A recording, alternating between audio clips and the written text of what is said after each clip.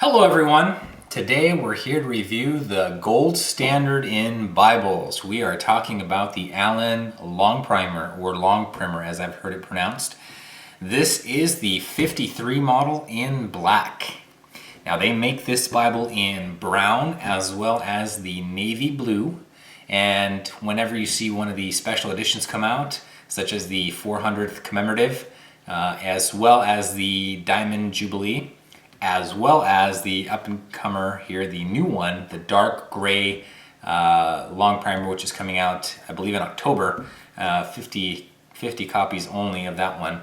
But all of them are talking about the exact same Bible. It is the Allan Longprimer 53, just with some minor tweaks to the exterior attributes as well as the gilt and things of that nature. So today we're here to talk about the black one, and I'm going to try to withhold my excitement on this, but as I said at the beginning, this is the gold standard of Bibles, and I'm going to show you today why that is. So again, Longprimer 53. This is the exterior of the Bible. As you can see, it's stamped with Holy Bible on the front cover. It is stamped with Holy Bible on the spine with the word Concordance and with the word Allan. And there's nothing on the back. This is bound in Allan's famous highland goatskin. You see the natural grain there. There is no pressing or anything of that nature on this Bible, with the exception of the exterior line here that goes all the way around the Bible. That is the only pressed part of it as well. Other than the ribs and that line, everything else is natural grain on that goatskin. The dimensions of the Bible are 8 3/4 inches by 6 inches by about 1 1/4 inches. So I'm going to show you that here. You can see, you can actually, there you go, let me see if I can open it up for you. You can see the text block itself, but when you look at it like that, it is a fairly thin Bible in my opinion, at 1 1/4 inches thick. As you also saw about a minute ago here, a second ago, it does have the full yap. So that means that the leather overlaps itself, as you see here. Now, they actually classify this as almost full, but as far as I'm concerned, this is full. I mean, it's not only touching, but it's overlapping, so I'm going to go full on this, which is the full yap, or the almost full yap, is really a key attribute of the Allan Longprimer. Not all of the other Bibles made by Allan have that. In fact, very few do. I don't even know if there is one that has full yap. Technically, I know the Reader has close to full yap, the new classic Reader, but I don't think it's nearly on par with how much yap the 53 offers you. You do get 3 ribbons on the black version, the traditional black and blue combination here. So black leather with blue ribbons, really nice ribbons. And you do get the red under gold art gilt. So you've got your gold when it's closed, and then when it's open, you get that nice Allan red art gilt, which is just beautiful. Okay, let's move to the inside of the Bible.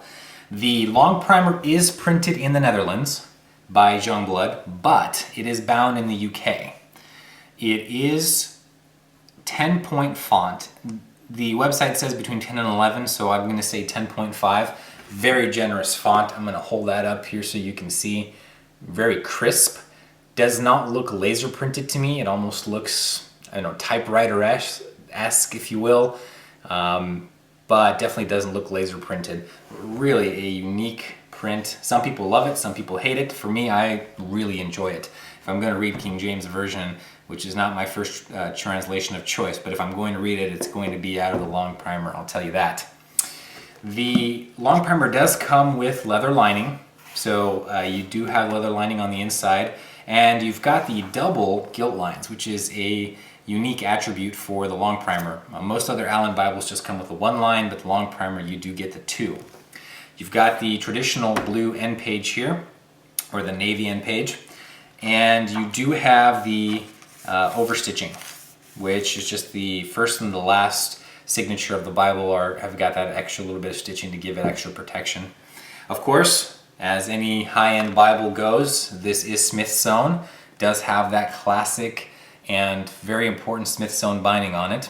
It is a double column, and verse by verse. So the difference there is double column paragraph, where you do have the two columns, but the columns are structured in paragraph format. The King James Version and the Longprimer, I should say, the King James Version Longprimer is verse by verse. So while it does have the two columns, at the end of every verse, instead of continuing on in paragraph format, it just jumps down to the next line, starts a new verse. So as you can see here, you can see 14 and 15, instead of just continuing on in paragraph format, it just continues to go on. And then as you can see at the beginning of 15, a new paragraph will have a little paragraph symbol letting you know, hey, we're starting a new paragraph. The Bible is printed on 32 GSM paper, so very nice paper. It is not line matched, but it is very nice paper.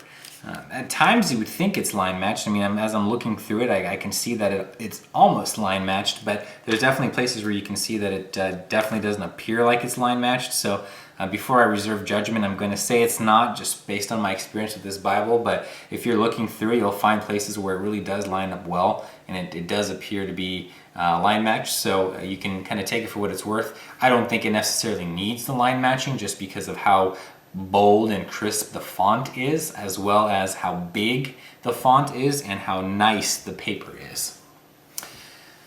So let's talk a little bit about what you find in the end part of this Bible.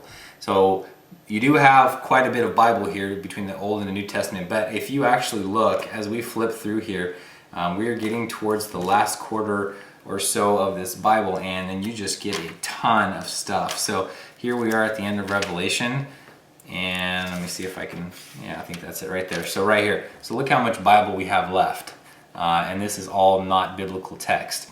So what's in this part of the Bible? Let's talk a little bit about that. So what we have here is we have the scripture proper names, or the dictionary of scripture proper names. So this is your index of proper names. What this is it lists every single name in the Bible. It includes a little explanation or a little bit of information about that person, and it also gives you some references of where in the Bible that person is mentioned. So really cool if you're doing Bible study, or if you're looking for a specific person and you just can't remember where you read about them, you just flip to the back here. Everything is alphabetized. You find that person, you find the little snippet of information about them, and you also find the chapter and verse where that person is mentioned. I haven't seen this in any Bible really, but I think this is a really cool feature, and I'm glad that they included this in the Longprimer. So you do get quite a bit of these names. Now you also get the subject index. So what this is 37 pages of subject index.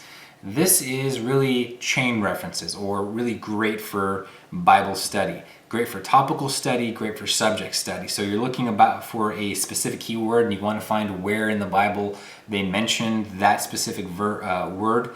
You can come here and you can find it. And like I said, you've got quite a bit of content here. You got 37 pages worth to flip through and find that word that you're looking for and the cross-references associated with them. Next, you've got your concordance.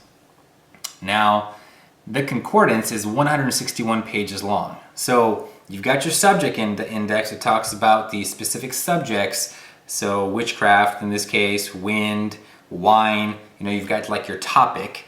But then you've also got your concordance, which is just pretty much all the words that you're looking for in the Bible. It doesn't necessarily have to be any kind of topic, but you're looking for a word. So believe, you're looking for faith, you're looking for deadly, or you're looking for those key words. You're going to be able to find them in your concordance. There are 161 pages of concordance in here, so a lot of information to sift through, really easy to find, and substantial amount to get through here.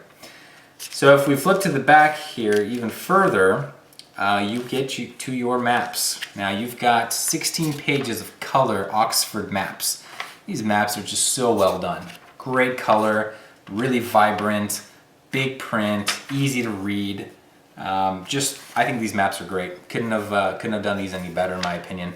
And I actually do use the maps in some of my bigger Bibles, so it's a pleasure to be able to use it in this Bible given how well they're executed. So we move on here and we come to the proper names. Is that what this is here? The New Oxford Bible Maps. This is just another continuation of the maps. You have lined paper. Now, they give you 32 pages worth of this lined paper. So for you who love to take notes, really nice quality paper, 32 pages worth of paper. So you're going to be able to find your notes, in these 32 pages, organize them however you will, but really nice thick paper, well to use for notes. And you get 32 of them, which is kind of cool. So that brings me to the end of that. I shall also mention that in the regular text here, you do have the center column cross-references, and you get 100,000 of those. So it's a pretty substantial amount of cross-references as well. So all in all, the package deal for this Bible, a lot of great information, great for study. Not to mention the fact that it's one of the most beautiful and well-executed Bibles on the market. They do sell out. They only make them in batches. Once they're gone, they're gone. And then if they choose to reprint them, then you have another chance to get one. But the good thing about them is they're common. You can find quite a bit of these, whether you're looking on eBay, whether you're looking to trade on Bible Trader. You can find quite a few of them, but well executed. I can see now that I own one why this is considered the gold standard when it comes to Bibles. Pick one up while you can. For those of you who are pretty serious collectors, keep your eye out for those special editions. And any serious Bible collector's got to have a Longprimer in their collection. These things are just gorgeous, absolutely gorgeous. Thanks again for watching. Please go ahead and comment at the bottom of the page. Any questions, any comments, anything you want to say, go ahead and do so. Subscribe if you haven't already done so. Thank you for watching. God bless and have a great rest of your day.